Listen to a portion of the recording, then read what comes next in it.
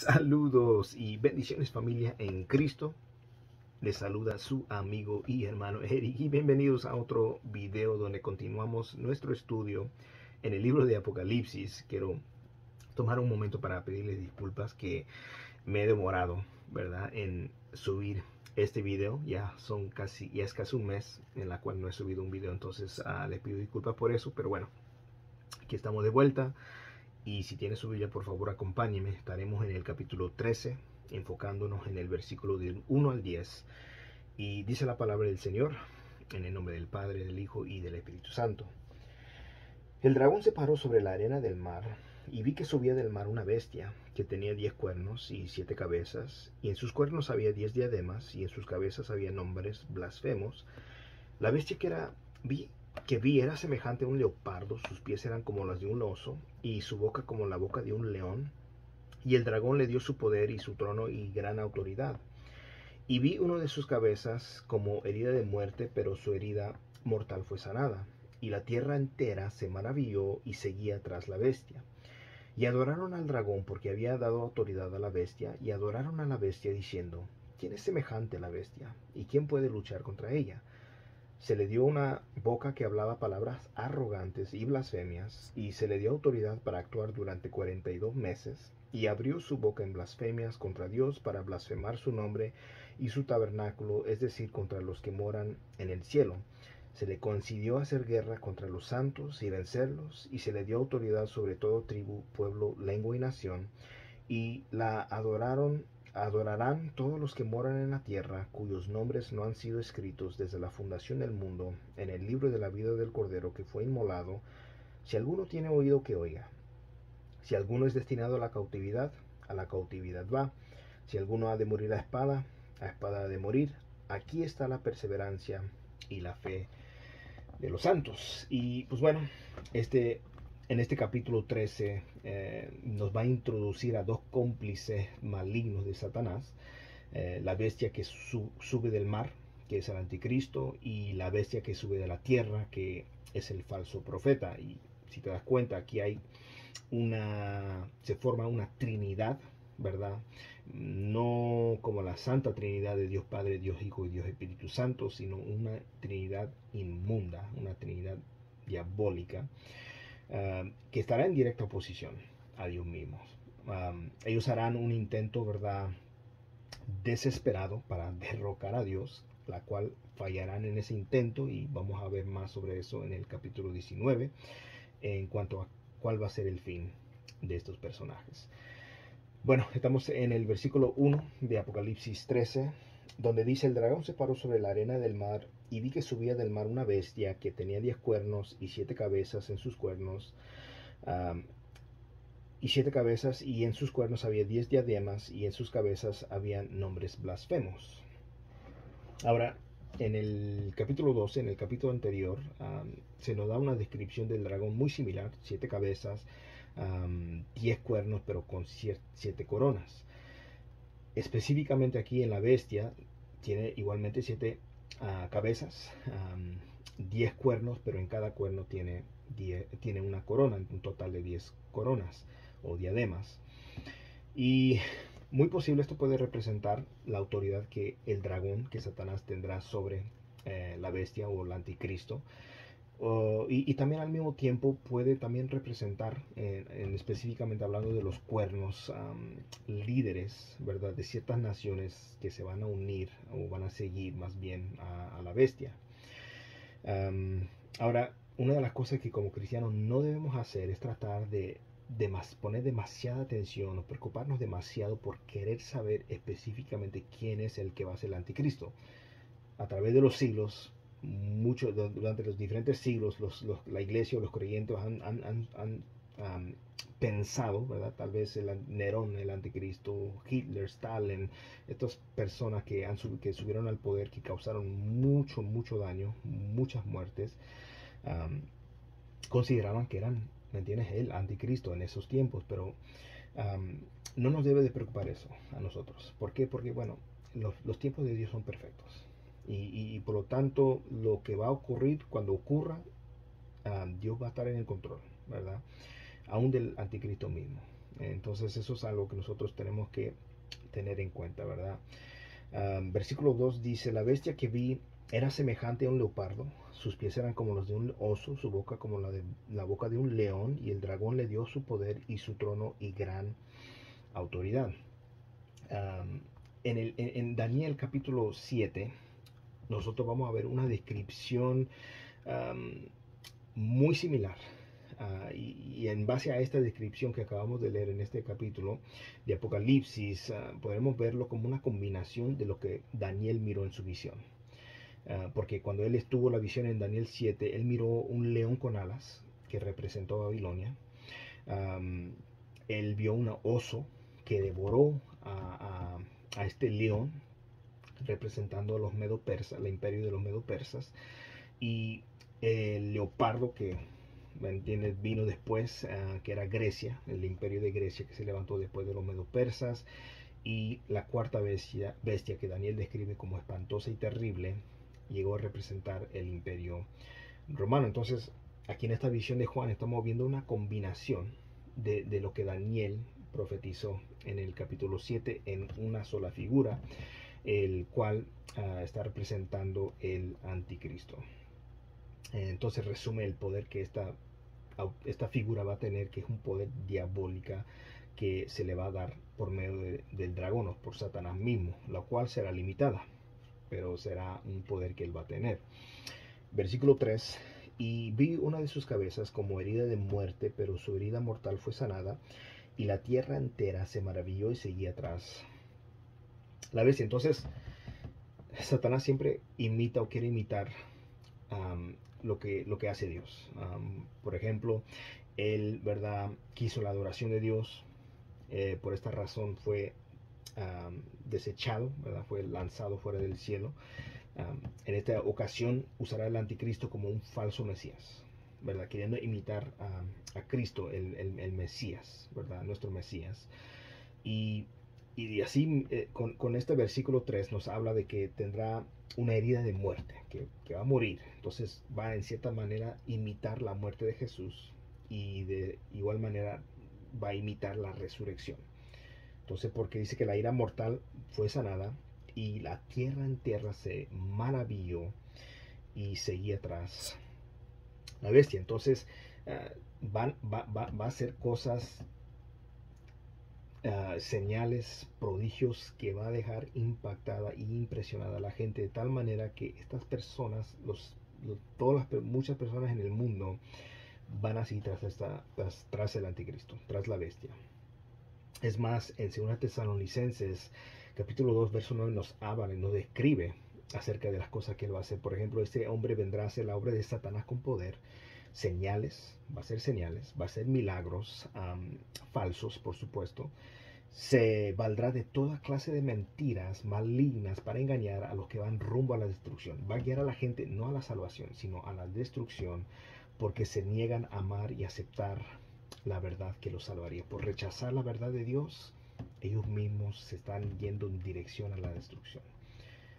Es muy lamentable, ¿verdad?, pero es algo real, algo, ¿verdad?, que la palabra misma nos hace entender. Nosotros no lo entendíamos hasta que Dios nos abrió los ojos para darnos cuenta que nosotros íbamos camino a la destrucción, pero por la gracia de Dios ahora vamos rumbo a la salvación. Versículo 4 dice, y adoraron al dragón porque había dado autoridad a la bestia, y adoraron a la bestia diciendo, ¿quién es semejante a la bestia? ¿Y quién puede luchar contra ella?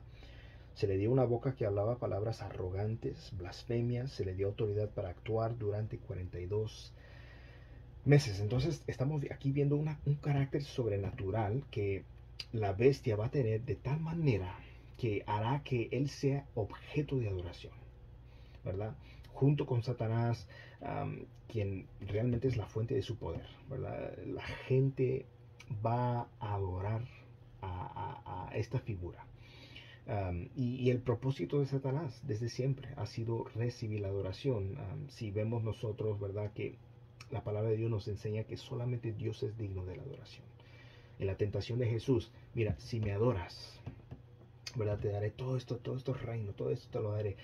Jesús claramente, mira, al Señor tu Dios adorarás, y a Él solo Si dirá, solo Dios es merecedor de adoración, pero Satanás siempre ha deseado esto desde el principio, cuando él fue, ¿verdad?, lanzado fuera del cielo. En Isaías 14:14 nos dice que él llegó a tener este pensamiento: seré semejante al Altísimo, subiré al trono y seré semejante. En otra palabra, yo voy a querer, yo deseo la misma adoración que Dios recibe, y siempre lo ha querido. Y en este periodo, en cierta manera, va a recibir la adoración, claro, no una adoración completa de todos, porque habrá gente que aún va a poner su confianza en el Señor, y va a haber gente que tal vez hasta tengan sus propias creencias en sus religiones, los cuales van a ser prohibidos, los cuales van a ser eliminadas durante la tribulación. Pero cualquiera que no adora a la bestia, sea que tu fe está puesta en Jesús, o sea que tú estás firmemente en otra creencia que no es el anticristo, te van a perseguir, va a ser perseguido. Versículos 6 y 7 dice: y abrió su boca en blasfemias contra Dios para blasfemar su nombre y su tabernáculo, es decir, contra los que moran en el cielo. Se le concedió hacer guerra contra los santos y vencerlos, y se le dio autoridad sobre todo tribu, pueblo, lengua y nación. Ahora, el poder que se le va a dar al anticristo, o a la bestia que se nos está describiendo aquí, será un poder limitado. Dios pondrá un límite a este poder. Él le va a permitir ejercer autoridad solo por un corto tiempo, un periodo de 3 años y medio, 42 meses. Va a tener esta oportunidad de asumir esta autoridad, de perseguir, de hacer guerra contra los santos, contra aquellos que tienen su confianza puesta en el Señor, y los va a vencer. Va a haber muchos mártires durante este tiempo. Lo más asombroso de todo esto es que, a pesar de este poder que la bestia va a tener, Dios seguirá en control. Aún como en el día de hoy, vemos mucho caos, vemos crisis en todo el mundo, en todos los países, hay todo tipo de cosas pasando. Pero nosotros como creyentes tenemos una cosa muy claro: que Dios sigue en su trono, Dios sigue reinando, Dios tiene todo bajo su control. Entonces, ¿qué es lo que va a ocurrir? Esta bestia se va a convertir en el gobernante mundial de toda la tierra, y su autoridad se va a extender sobre todo tribu, sobre todo pueblo, sobre toda lengua, sobre toda nación. No habrá lugar, no habrá área, no habrá región que no esté bajo su autoridad, aunque por un corto tiempo, por supuesto. Tal como nos profetizó Daniel en el capítulo 7, versículo 23, donde dice: a toda la tierra devorará, trillará y despadecerá. Saldrá con furia contra la tierra, ¿verdad? Versículo 8 dice: y lo adorarán todos los que moran en la tierra, cuyos nombres no han sido escritos desde la fundación del mundo en el libro de la vida del Cordero que fue inmolado. Ahora, además de lograr dominar el mundo, también va a eliminar todas las otras religiones, y exigirá que todos le adoren. No es que si quieren, si sientes, si te caigo bien, no, va a exigir que se le adore. Y aquí de nuevo les hablo de que va a haber personas que Dios va a alcanzar y salvar durante este periodo que no lo van a adorar, pero también habrá personas que no van a creer en Cristo, pero tendrán sus convicciones en sus creencias, y también ellos van a ser, ¿verdad?, eliminados, van a ser perseguidos, porque exigirá que se le adore. ¿Quiénes no van a adorar a esta bestia? Claramente nos dice que los que están escritos en el libro de la vida no van a adorar a la bestia. Los que Dios ha elegido, los elegidos del Señor, no adorarán, no se unirán con las otras personas para adorar a esta figura, ¿verdad? A este anticristo, quien el mundo va a quedarse impresionado, va a impresionar al mundo, ¿verdad? Y al mismo tiempo infundir temor en la gente, que mira, ¿me sigues o me sigues? Entonces, ¿quiénes no le van a dar? Los que tienen sus nombres escritos en el libro de la vida, por la fe que han puesto y su confianza en el Señor, confiando y reconociendo que su futuro, su vida, están aseguradas en las manos de Dios. Por eso dice la Escritura que nada los podrá separar del amor de Dios. Aún en el día de hoy enfrentamos dificultades, ¿verdad? Hay enfermedades y hay crisis económica y hay crisis en los países, hay naciones en guerra y muchas cosas pasando, pero aún esas cosas no nos separan del amor de Dios. Aunque pasemos por hambre, no nos podrá separar del amor de Dios. Aunque nos amenacen con espada, con muerte, eso no podrá separarnos.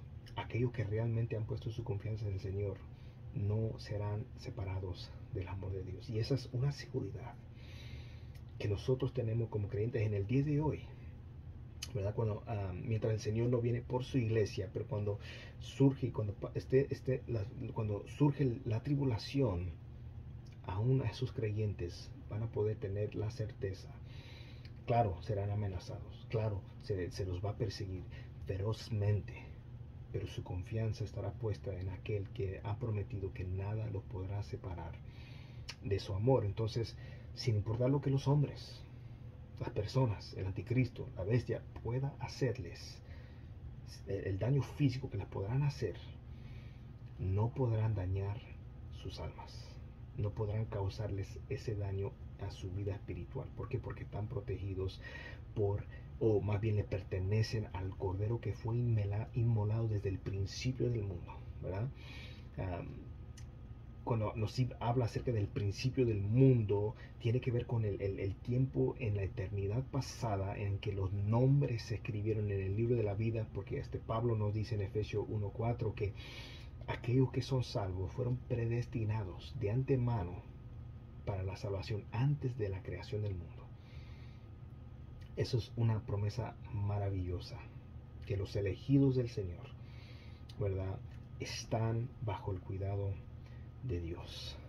Esas son las personas que los que llegan a estar durante la tribulación y que han sido escogidos por el Señor para salvación, se mantendrán firmes. Versículo 9 dice, mira esta advertencia que nos deja, como recuerdan las advertencias que se les dio a las iglesias. Bueno, este es un poco más distinto. Dice el versículo 9, si alguno tiene oído que oiga, si alguno es destinado a la cautividad va, si alguno ha de morir a espada ha de morir. Aquí está la perseverancia y la fe de los santos. Es claro aquí que va a haber una lucha, va a haber un estrago, va a haber un tiempo difícil para los creyentes. No va a ser un periodo de estar relajados, de estar cómodos. No, van a ser perseguidos. Va a haber mártires. Van a haber personas que van a entregar sus vidas al Señor porque no van a negar la fe, no van a aceptar la marca de la bestia, no van a adorar a la bestia. ¿Por qué? Porque reconocen que el único que es digno de adoración es Dios, a costo de su vida, a costo de sus libertades, a costo de lo que les puedan amenazar o con las amenazas que les hagan o lo que les dicen que les van a quitar. Ellos tienen firme su confianza puesta en el Señor, y esto nos debe ayudar a reflexionar, a meditar bien. Porque una cosa la palabra de Dios nos hace claro continuamente, y hay exhortaciones en la palabra que nos ayudan a realmente pensar si nuestra fe es sincera, si en verdad hemos puesto nuestra confianza en Dios. Porque si no tenemos el cuidado nosotros de estar continuamente en la palabra, fácilmente podemos engañarnos a creer que estamos bien cuando en realidad no lo estamos. Y entonces la palabra nos llama a examinarnos si en verdad estamos en la fe, hacernos a reflexionar si en realidad he puesto mi confianza en el Señor, ¿verdad? Y si lo he hecho, no importa lo que pase, no importa lo que ocurre, yo tengo la seguridad de que mi vida está y le pertenece al Señor y estoy bajo su protección. Eso no significa que no habrá males que vengan a mi vida. Eso no significa que no me enfermaré. Eso no significa que no seré amenazado, que mi vida no está puesta en riesgo. Pero sí significa que a pesar de eso, yo puedo tener la seguridad de que yo puedo poner mi confianza en el Señor y reconocer que al partir de aquí voy directo a la presencia del Señor. Entonces, es de suma importancia que reconozcamos y pongamos atención y meditamos cómo está nuestro caminar con el Señor, si es que decimos ser cristianos, ¿verdad? Porque queremos asegurar que en realidad, aunque no somos perfectos, que Dios esté haciendo su obra en nosotros y que haga esa evidencia, esos frutos de un caminar que es dirigida en obediencia al Señor. Pues bueno, que Dios me los bendiga. Espero que estos videos sean y continúen siendo de bendición para sus vidas y que nos llamen a meditar y a reflexionar en la gracia de Dios. Que Dios me los bendiga.